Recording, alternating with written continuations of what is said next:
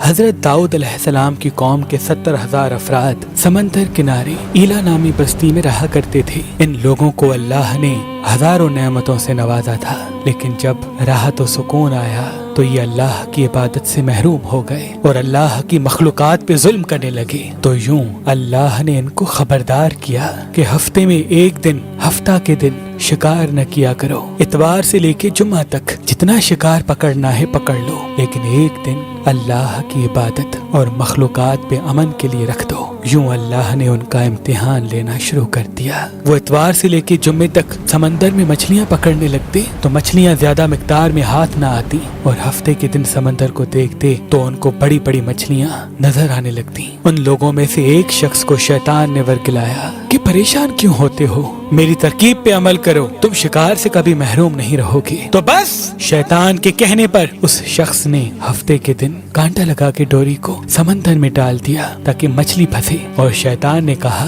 اس مچھلی کو تم اتوار کے دن نکالنا، اور یوں ہفتے کی حرمت بھی باقی رہے گی اور تمہارا شکار بھی ہو جائے گا۔ بس شیطان کی بتائی ہوئی ترکیب پہ ہفتے کے دن مچھلی پھنسی رہی اور وہ اتوار کے دن نکالتا اور خوشی سے کھاتا۔ جب آس پاس کے لوگوں نے پوچھا تو ان کو بھی یہ ترکیب بتانے لگا، اور یوں اس قوم کے کچھ لوگ ہفتے کے دن مچھلی پکڑنے کے لیے جال پھینکتے اور اتوار کے دن نکالتے، اور کچھ نے تو اس سمندر میں سے نالیاں بنا کے چھوٹے چھوٹے تالاب بنا دیے، کھڈے بنا دیے، تاکہ ہفتے کے دن جیسے ہی مچھلیاں یہاں سے گزریں تو ان تالاب میں پھنس جائیں، اور ہم اتوار کو ان مچھلیوں کو نکال کے پکا کے کھائیں گے۔ اس گاؤں میں کچھ اللہ کے خاص بندے بھی موجود تھے جو کہنے لگے، اے لوگو، اللہ نے ہفتے کے دن شکار کرنے سے منع کی ہے۔ یہ جو تم جال پھینکتے ہو یا چھوٹے چھوٹے تالاب بناتے ہو، ان میں ہفتے کے دن اگر مچھلی پھنستی ہے تو یہ شکار ہفتے کے دن کا ہوگا۔ اللہ کے عذاب سے ڈرو، اللہ کی نافرمانی نہ کرو۔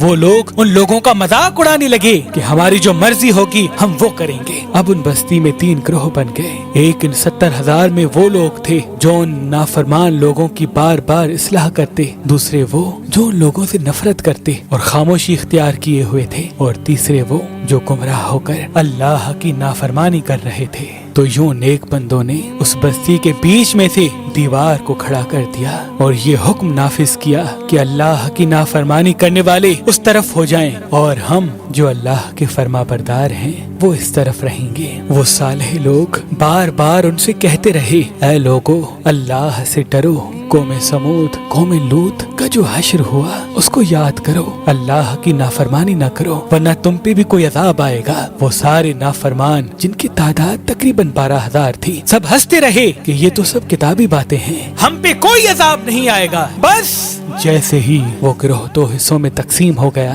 ایک وہ جو اللہ کے فرما بردار بندے دیوار کے اس طرف تھے، اور دوسرے وہ جو نافرمان بندے جو دیوار کے اس طرف تھے۔ وہ نافرمان پوری رات ہنستے رہے، مذاق اڑاتے رہے، اور وہ اللہ کے خاص بندے دیوار کے اس طرف اللہ سے معافی مانگنے لگے۔ بس جیسے ہی صبح ہوئی، وہ نیک صالح انسان اٹھے، انہوں نے محسوس کیا کہ دیوار کے اس طرف سے کسی انسان کی آواز نہیں آ رہی۔ جیسے ہی دیوار کی اس طرف چڑھ کے دیکھنے لگے کہ سارے کے سارے وہ لوگ بندر کی شکل میں تبدیل ہو چکے تھے اور بندروں کی حرکت کو انجام دے رہے تھے۔ وہ جو صالح لوگ دیوار سے ان بندروں کو دیکھنے لگے، ان صالح لوگوں میں سے جو ان کے رشتہ دار تھے، انہوں نے ان بندروں کے کپڑوں سے اپنے اپنے رشتہ داروں کو پہچانا اور چیخ کے رونے لگے، اللہ سے معافی مانگنے لگے۔ لیکن اللہ کا عذاب جب آتا ہے تو وہ ہو کے رہتا ہے۔ وہ 12,000 لوگ جو بندر بن چکے تھے کچھ بھی کھا پی نہیں سک رہے تھے، اور یوں 3 دن بعد